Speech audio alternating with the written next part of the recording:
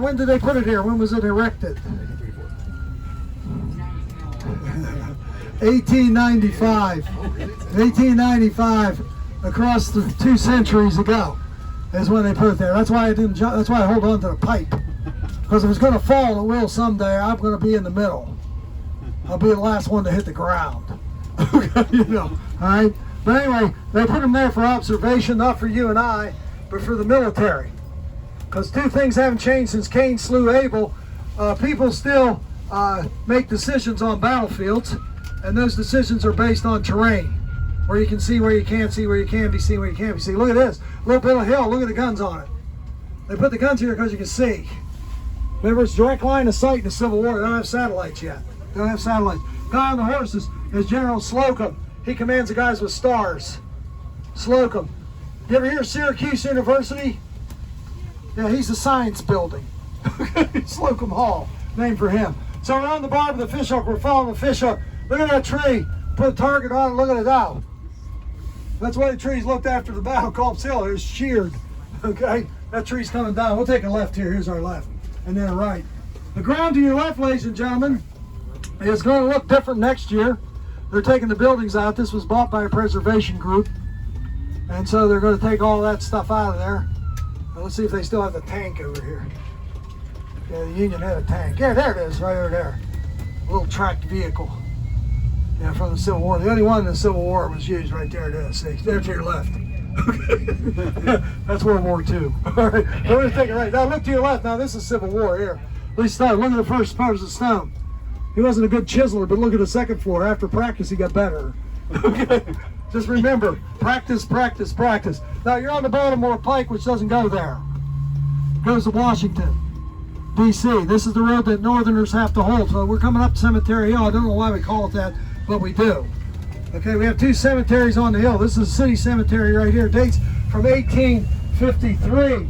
Although the sign says 54. First body's put in November of 53. City cemetery. Gatehouse up here on your left.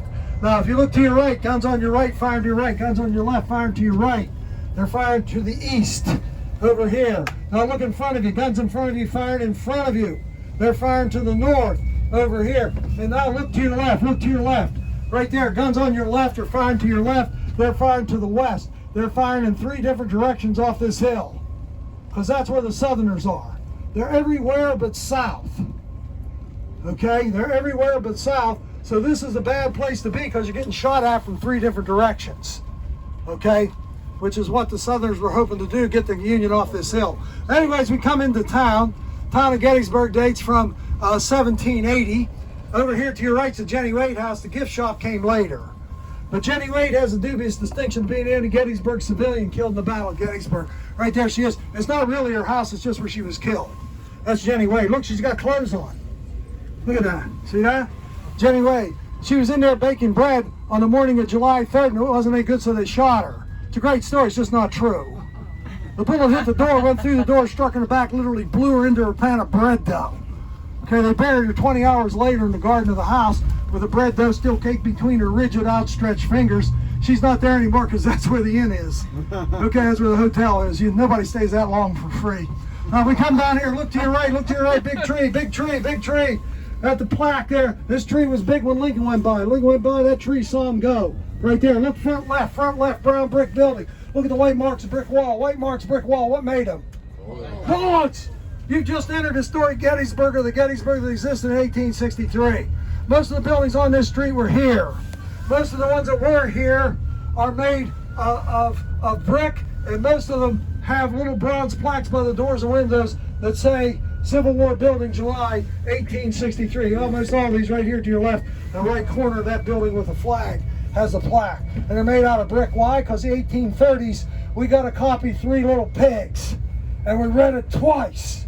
And we found out that brick is better than wood, that's better than straw. If you don't believe me, read it yourself. I got the illustrated version because I'm a visual learner. I got to see it to understand it. Okay, so as we come up here, front right, Presbyterian Church. Abraham Lincoln went to church here. Dwight David Eisenhower, whoever he was, went to church here. Richard Nixon went to church here, just not enough. So I had 3 very famous American presidents who went to our Presbyterian Church. Right there it is, live and in person. It was used as a hospital. They used the doors for operating tables. And when they cut things off, they threw them out in the street. How'd you like to come out of your house, see arms and legs and hands laying all over the place? Oh my gosh, the dogs loved it. That was a smorgasbord. Okay, here to your right, Abraham Lincoln. Right there he is. He's bigger now than he was then. Look at him, 9 feet tall. Look at him right there. He's waiting for the taxi. Taxi! Taxi! I gotta get back to D.C. Don't leave me here. Okay, that's right. That's Lincoln. Over here to the left, our courthouse. 1800, we became Adams County, named for one of the famous Adams family. No, it's not the one you're thinking of. Well, that would make more sense, Morticia, you know. Okay, but John Adams, was he the third baseman for the 62 Mets?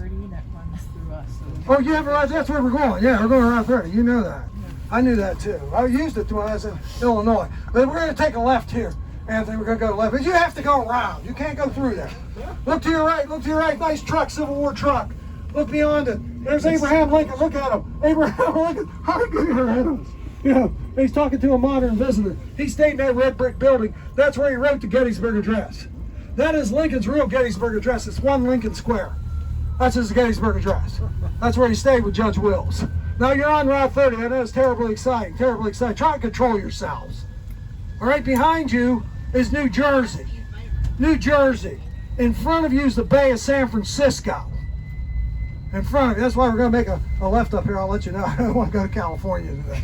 Okay, Bay of San Francisco is the first transcontinental highway in North America. Yeah, go straight. And it goes through Illinois, doesn't it? Yep. Route 30 goes through Illinois. Here to your right, 7-Eleven store. Every town should have one. 7-Eleven store. That's where the first Union general on the field will put his headquarters. John Buford from Kentucky. He brought in the cavalry. 12th Illinois comes down this street right here in front of you, takes a left at the light, and goes out in the direction you're facing. Confederates are there. They're in front of you. Buford liked Slurpees. What better place to get them than a 7-Eleven store, you know.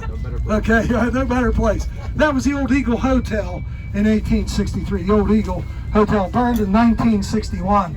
1961. So as we come down here, let's just drop back and take a look at what Gettysburg looked like in 1860. That's the last time we counted things before we started to shoot them.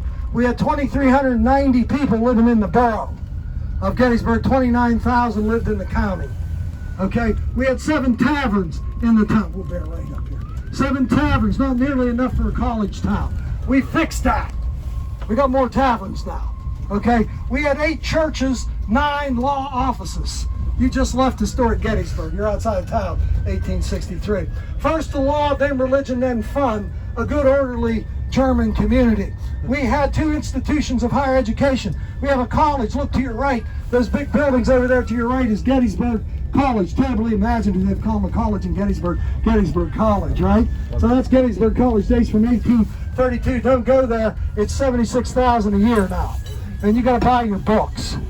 Okay, and they're not getting cheaper either. Okay, we also have a seminary here where they train you to work 1 hour, 1 day a week if you're Lutheran. If you're not Lutheran, find another seminary, and that's over here to your left. Those big buildings up on the ridge, that's a seminary. Both of those institutions are still in business today. Now behind this truck up here, let's say, no, in front of this truck up here on the right, we're going to pull over a minute. Okay, so as we come out here, June 30th, 1863, Southerners are on the ridge in front of you. They're up there, nearly 3,000 of them. They're hoping to get into town, do a little shopping when they see Union cavalry coming into town, and so they're going to withdraw back this road and tell their friends there's a lot of Yankees in the town of Gettysburg. Isn't that great information? Isn't it great? How many's in a lot? Yeah, they don't know either. So on July 1st, they come back to find out how many's in a lot, and that's how the battle gets started. Just up a little bit more here, Anthony, right past this little post here that's decorated for Christmas. They're already ahead of the game for next year. This is good. Stop right here. Stop right here. This is good. Now, I want you to look at the building to your right. Not this one, the one back, right front. This sits back in. That's a school for girls. It's built in 1862. Just made it. It's built in 1864. We don't stop here because it wasn't here during the battle. Okay, so this building was here. Looks like it was made out of brick. Look between the 2 first-story windows. Little plaques in the Civil War building. Okay, right there. Now look at the attic window. Elevate your eyesight. Attic window. See the left of the attic window? There's a thing sticking in the wall. That's an artillery shell fired during the battle. It went through the roof, went through the attic, blew a hole in the wall on its way out. Landed over here somewhere in the field. So you got a hole in your wall, what are you going to do? I'm going to find something that fits it. I'm going to go get a projectile and plaster it back in the wall. I'm going to make sure the projectile's not loaded. They do have ones that explode. I don't want to put a dormer on in a few years. And so that's one of the 9 buildings we have in town that have projectiles still stuck in them from the Battle of Gettysburg. Only one of those buildings, the projectile stuck in the wall. The other 8, it went through the wall. Okay, and they put it back in to close the hole. Terribly practical people. Getty's Burgers, which you can order now in one of the restaurants downtown. Yeah, double cheese. Okay, all right, we'll go straight ahead then, Anthony. So you're on Route 30. This was all pretty much open ground in 1863. So Robert E. Lee's looking for the Northern Army. He's found it. Okay, but he told his men to wait for everybody to get in position before they attack. That's not going to happen. But anyways, John Buford and the 12th Illinois coming up this road, we'll see a ridge. Look at this nice ridge here. Okay, we call it Seminary Ridge because there's seminary on it. The seminary dates from 1828. 1828. Now look in front of you. Another ridge, another ridge, another ridge, another ridge, and a ridge on steroids. And beyond that, Illinois. Okay, can you see it? No, the ridge is in the way. Okay, the ridge is in the way. And those mountains, look over there to your left. Look at that white stuff on there. Yeah, we do that for the Martians so they know where to land when they come. That's a ski slope. That's ski slopes. Those are the Appalachians. To your left's Georgia, to your right's Canada. You can't go around them. That's how Lee gets his army north of the Northern Army. He put those mountains between him and the Union forces.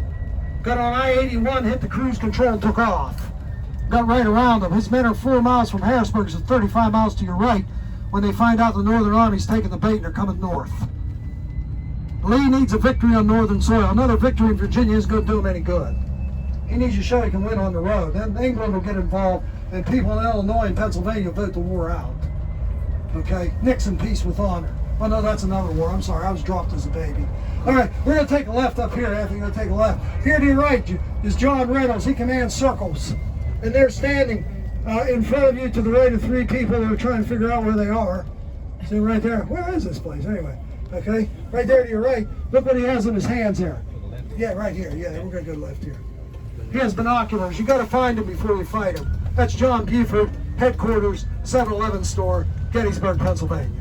Okay? So as we come down here, here's where the Union set up on July 1st. This is their first day battlefield. This is the McPherson farm. All that's left of the farm is the barn. The barn, the stone's original from the 1790s. Okay, right there. Now, as you come down through here, if you look in front of you, you're going to see a man by the name of John Burns. John Burns is a resident of Gettysburg. And he came out here when the battle started and helped defend his town. He's a veteran of the War of 1812, right here to your left, right here. What year did the War of 1812 start? Does anyone know? 1812, that's right. We had an 11 there. That's all right. I had one person say 1814. That's okay. It's 1812. And so he's a little beyond the average military age of 26. He's 69 years old when he fought here. But into these woods came in the First Corps. Look to your left. Look to your left. See the circle? See the circle in the monument? First Corps, look below, a big floppy hat. Big broad brim black felt hat. Not a kepi like I'm wearing. That's because they ran out of the kepi, so they gave me these black felt hats and they kept them. These are the Iron Brigade, the all-Western Brigade in the Eastern Army. Look to your left, there's Michigan. Look at his hat. He pinned it up with a feather in it. Doesn't he look dapper? The bullet doesn't care. Doesn't care. 496 Michiganders came in the woods. 363 are casualties. Look to your right, there's your neighbors, Illinois. 19th Illinois. Okay, 288 of them came in here. 210 are casualties. This is just the first day. You got to get through July 2nd and 3rd yet to get out of Gettysburg. But see the woods to your left, look how thick they are. That's a project they're going to clear. Probably in 2 years they're coming in here and taking 90% of those trees out to make it look like 1863. Okay, so as we come around, look in front of you. Too many buildings, too many trees, too many monuments, but one thing hasn't changed. This ridge is still the same ridge it was in 1863. And look, you still can't see what's on the other side, and you're almost on top of it. Confederates didn't know Union infantry was arriving until it's too late. Oh, too late. You see? And they were driven back. Now we'll take a left here. And as we do, you can see over here to your left, monument in the woods, and that's where John Reynolds was killed. Reynolds is the first general in the battle to be killed. And that's because you know what he was doing. Look at the barn in front left over there. You see he's on horseback. Guys that walk like shooting the guys that ride, you would too. Now look at the woods between us and the monument, how open they are, and look at the woods behind the monument. Okay, the woods are supposed to look like between us and the monument, not behind the monument. Okay, so they're much more open. So let's go down here, keep going. We're gonna pull over here a minute so they can appreciate the view. Where that upright cannon is, I think we'll stop there. Okay, we want to come down. I want you guys to get off the bus one time here, wake up. You know, that's what they do at West Point. You fall asleep in class, you know what happens? They make you stand the rest of the class, not fall asleep. Okay, that's West Point. All right.